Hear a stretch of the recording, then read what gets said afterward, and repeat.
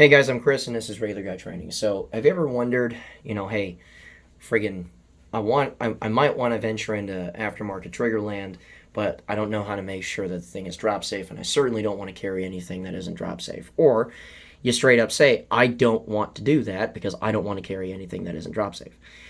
Well, here's the thing. There's a way to test all that. Now, the way to test all that is to simply pull your slide off your frame. Now, what I have in the gun right now is a Haley skimmer. And honestly, you should do this with any aftermarket trigger that you plug into your handgun and that kind of stuff. Is you pull everything forward so that we're locked. Your dingus is engaged, meaning touching the frame. Dingus meaning friggin' this guy right here is engaged in touching your frame. And the next thing that we're going to go ahead and pay attention to is a cruciform, and that would be this guy right here, this silvery polished looking thing. So what we're going to do here is we're basically going to run a test on this, because anytime that you press your trigger and it pushes itself through, you'll notice that it pulls itself to the back slightly or towards the rear slightly. Okay, and once it's doing that, it at a certain point disengages or falls all the way out of the way, dropping your dropping your striker loose, and then it falls on that primer and engages the round. Bang. Right? So how we're going to test this and make sure that this is actually safe for carry use and that kind of stuff is actually a three-parter. Okay, we're going to push forward on our bow here and our shoe to start. We're going to push forward on that. You'll see that move itself forward a tick. And once you have that moved forward a tick, what you're going to do is you're simply going to push down on this.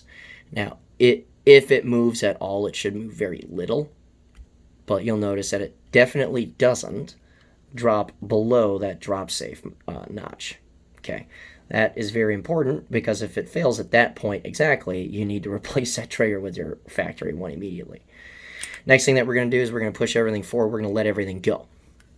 When we let everything go, the next thing that we're going to go ahead and do is we're going to push again on that cruciform without touching the bow or the shoe. Now, this will move slightly. It will on OEM triggers and stuff too.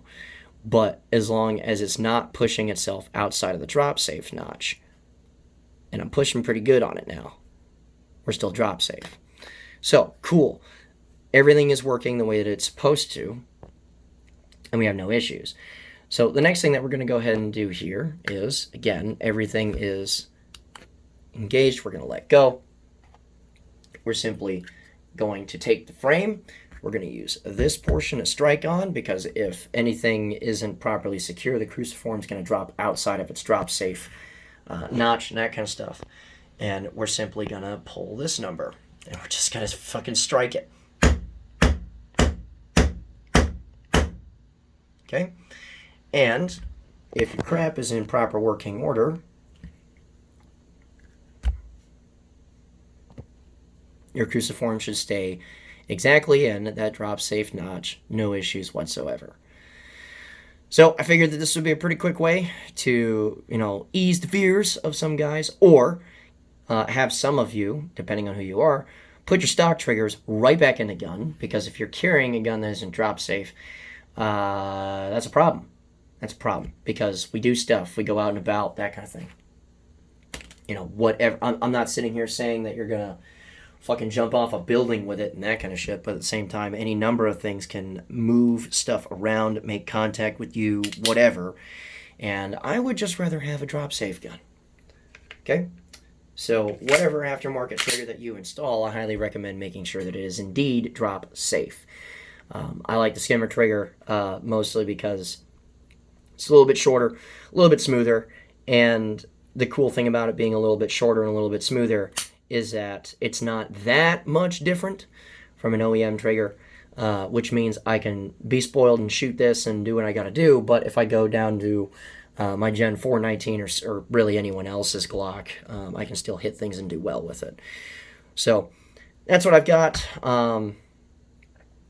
Feel free to do this yourself. And remember, a regular guy's firearm is the last defense against tyranny. Be easy.